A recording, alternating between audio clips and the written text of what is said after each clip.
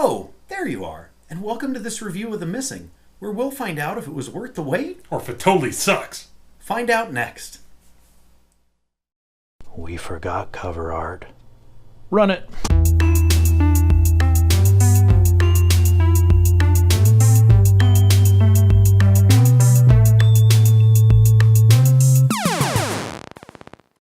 Hey, and welcome to the review. So before we get going today, we're actually going to start off with two disclosures, and these come straight from the game. This is an M-rated title, and if you want to see the game in action first, you can check out our full Let's Play here on the channel. But if the subject matter is too much for you, this would be your chance to bail. So what do you get when you mix Never Dead with Limbo, with James Wan, with donuts, with that friend that never stops texting, and a blonde wig? You get a sweary game. More specifically, you get The Missing. Holy cow, where to begin? The beginning. Smart, we'll start there. So if you're watching this review, there's a good chance that you're already familiar with the works of Hidetaka Sahiro, or as he's better known, Swery. Creator of games like Spy Fiction, Dark Dreams Don't Die, and probably most notably, the remarkably bizarre and extremely polarizing Deadly Premonition. Now, if you're one of those people that hears Deadly Premonition and immediately thinks, pass, I'd urge you to stick around at least until the end of the review, because there may just be something here for you. So, The Missing, it's the first game from Swery's new studio. It's a 10-person team called White Owls. More like white bowels. Seriously, this game, it's gruesome. And if that's not for you, that's okay, but there's a lot to like here, and it definitely has Swery's signature, his fingerprints, his handprints, all over it. And it's not like anything of his that I've ever played before. So with that, let's start the review. So The Missing, it's a brand new puzzle platformer that puts you in the shoes, well, the heels, of J.J. Macfield, a teenager in search of her friend who's suddenly gone missing. Emily? And she's gone missing on the Island of Memories. It's this mysterious place where almost everything is terrible, but not the gameplay. It's just that everything here wants to hurt you, and you want to be hurt most of the time. And that's the game's key mechanic. So is this some twisted BDSM fantasy masquerading as a video game? I hope not, because that'd mean there's a lot of people out there into dismemberment. Craigslist is a weird place. Now, the main feature, it's something different. It's something grotesque, and it's something you're either really going to like, or something that's really going to put you off. So, who here is a big fan of dismemberment? Me! So this game, it's all about breaking open and solving this nightmarish mystery, and breaking open your bones to do it. At the start of the story, we meet our heroine J.J. Macfield and her friend Emily. The two of them are sharing a quiet moment alone under the stars, after which the screen fades to black, and the next moment it's filled with clouds, lightning, and nothing but the sound of a downpouring rain. Everything suddenly seems so lonely, and the first sign of life you see is a glowing white rabbit that runs off the side of the screen. Now, the question is, will you follow it? Of course you will. It's like 2 minutes into the game. And that's when we assume the role of JJ alone on the Island of Memories. Over the course of the story, after a moose-led resurrection, No, seriously.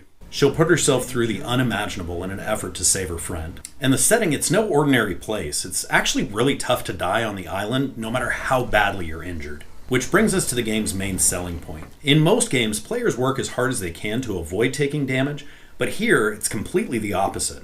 The only way to make it through the game's puzzles is to dismember yourself and use your discarded limbs, or your burning body, or your crushed skull in creative ways to navigate and move through the experience. This is a game world that, if you can stomach it, you'll want to explore, if for no other reason than the collectible donuts. Donuts? I'm in.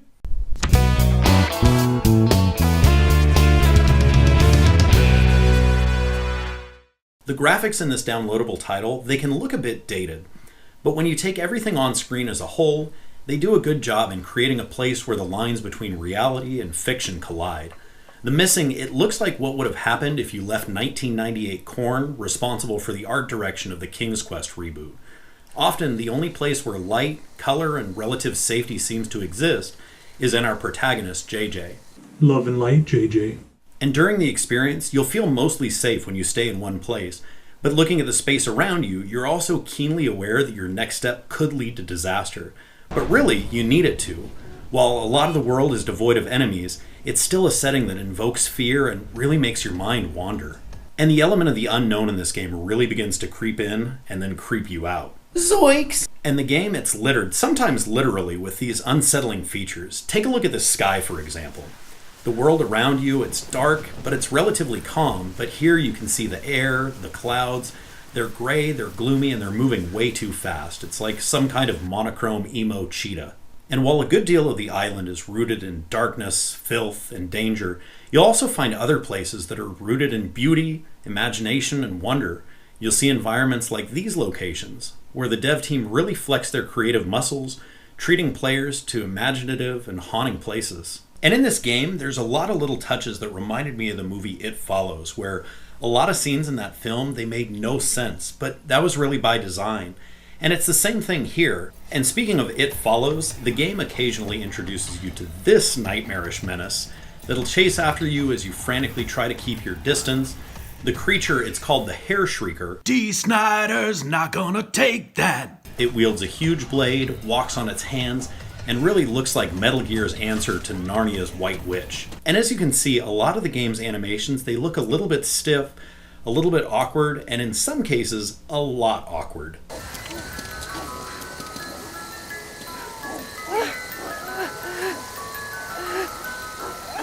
I'm not sure if it was an aesthetic choice or an odd design limitation, but this being a sweary game, it could be either or both. And while we're on the topic of animations, let's talk about the dismemberments. And for a moment, ignore how gross they sound. Through having limbs severed off, to self-immolation, and being sliced and smashed to bits, there's a lot of gore here, but the team, they were wise to play it safe by making the bulk of the blood this iridescent white color and shading JJ in when she's hurt. And I think that was the right call. Between the brutal sounds, the visuals, more gore really wouldn't have added much. And beyond that, it also gives the game some visual interest, especially because it's so dark. Altogether, there's a lot of neat little artistic touches here to digest, assuming you still have your guts. Deedly deedly deed.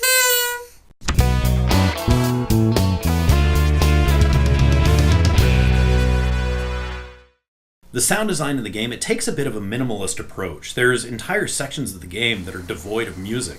Here, the game instead focuses on the hums and howls of creatures far and maybe not so far in the distance.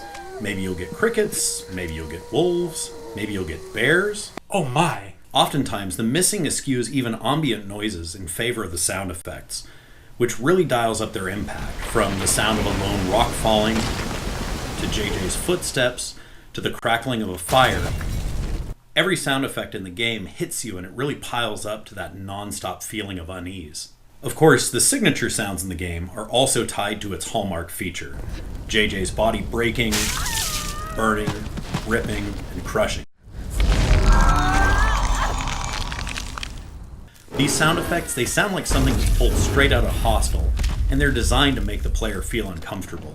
And it's fascinating because the sounds, they gave me such a visceral reaction that I almost ended up feeling sorry for JJ, having to watch her suffer through all this pain. But in the next turn, you see that she's basically immortal, and the injuries, they don't bear a consequence for her that lasts more than a few seconds.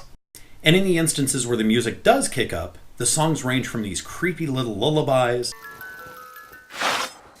to goofy little tune that plays as a reward for finding hidden items,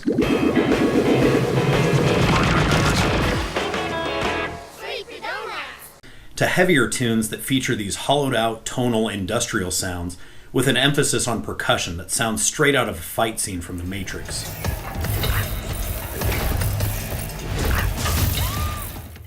And speaking of fights, a lot of the conversation occurs with little more than the sound of a text popping in.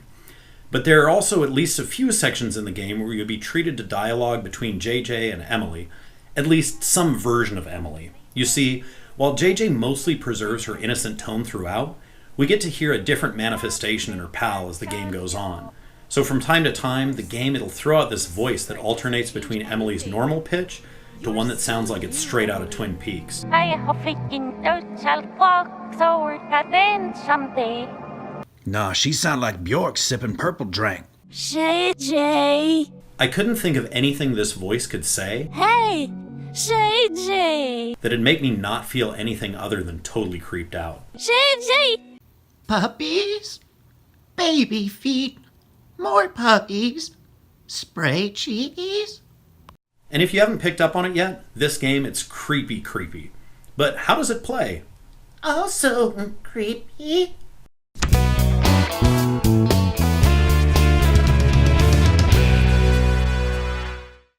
The Missing, it's a puzzle platformer that's very much in the vein of Limbo or Inside, with elements of Prince of Persia sprinkled throughout. And it's really the puzzle elements that are the star of the show.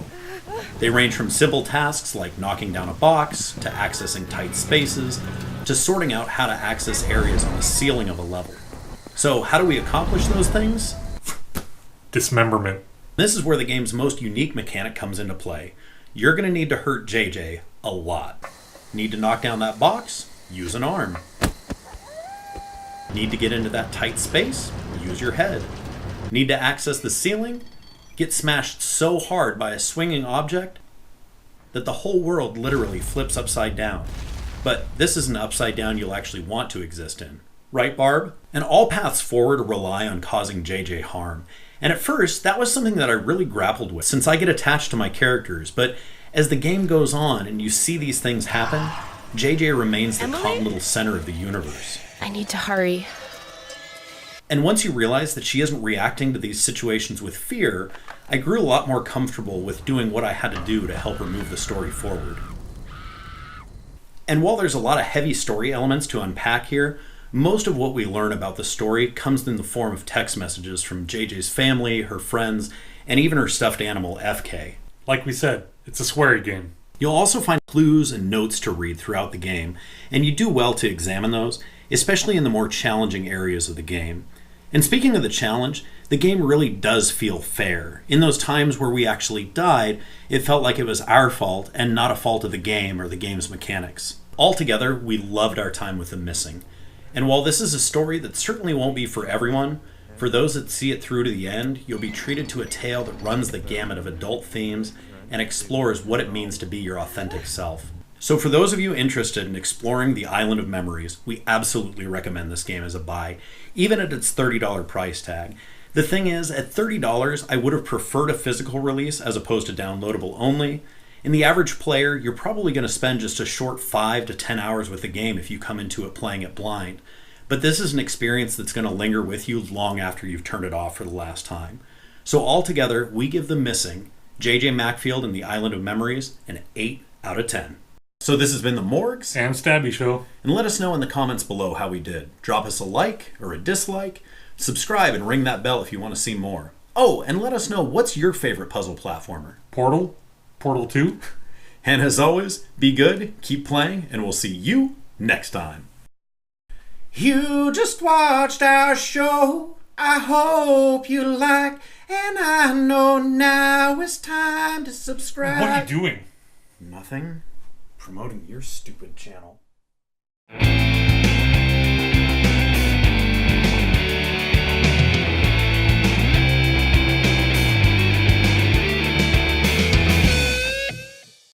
It rubs lotion on its skin or else it gets a hose again. I'm not an it.